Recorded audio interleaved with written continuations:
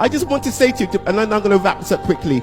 My fear is that you're not addressing the issue. The issue is the reason we love Nelson Mandela is because he made a deal with the white elites, the power structures, the De Beers, the Oppenheimers, to remain in power, and he wouldn't touch their wealth, he wouldn't share their wealth, and that's why we in England love him, because the press tells us to. He betrayed the people of South Africa.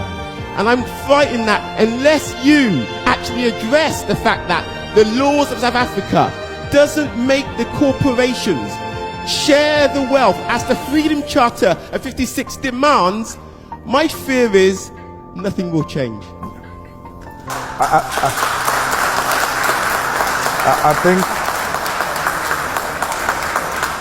I think you captured it very well. There's no any better explanation than the explanation you have given. The deviation from the Freedom Charter was the beginning of selling out the revolution.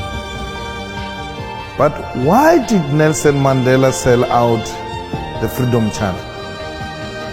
When Nelson Mandela returned from prison, he got separated with Winnie Mandela and went to stay in a house of the rich white men. He was looked after by the Oppenheimers. Nelson Mandela used to attend the club meetings of those white men who owned the South African economy at the time. He stayed in their complex. He stayed with them. He stayed in one of their houses. They had access to him 24 hours. And they told him that what he represents will not be achieved. And then that's when he turned against himself. Because the Nelson we are celebrating now is not the Nelson we celebrated before prison and during prison. It's a staged, managed Nelson Mandela who compromised the fundamental principles of the revolution, which are well captured in the Freedom Charter. The EFF subscribed to the Freedom Charter. The Freedom Charter has got a detailed explanation of how everything else is going to be achieved. The Freedom Charter is the Bible of the South African Revolution. Any deviation from that is a sellout position. So, unlike Nelson Mandela, we're doing what Nelson Mandela didn't do. We are happy he ushered in. We normally don't use those phrases like Mandela sold out and we are being too harsh, man. He was too old, he was tired. So he had to give in on some of the things. So he left it to us. We have to take it up where Madiba left it.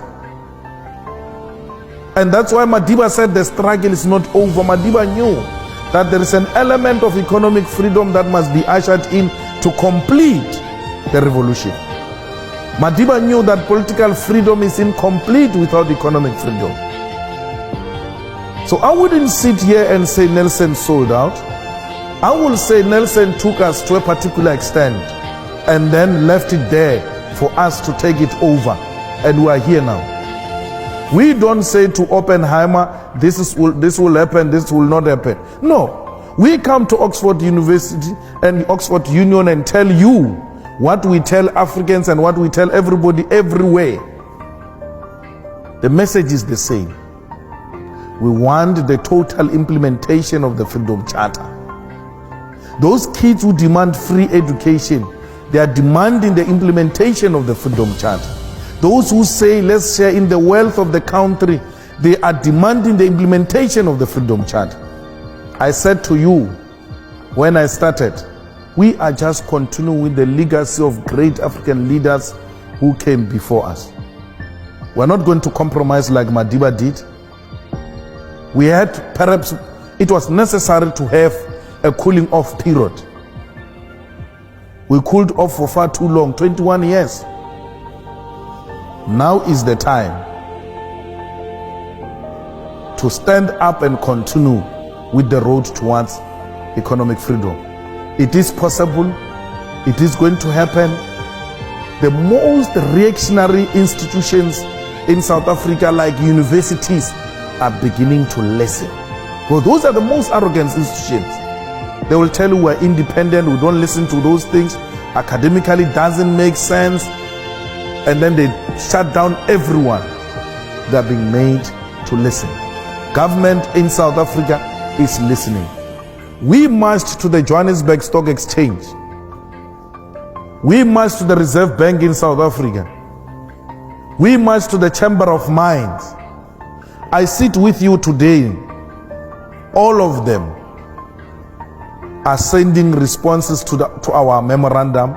All of them are beginning to say, we agree, we need to talk. But in the past 21 years, those were the most arrogant institutions. You can march to them, you can write to them, they will never say anything. 3 times now, the CEO of the Johannesburg Stock Exchange has been calling me, asking for a meeting. All 400 companies registered with the Johannesburg Stock Exchange have received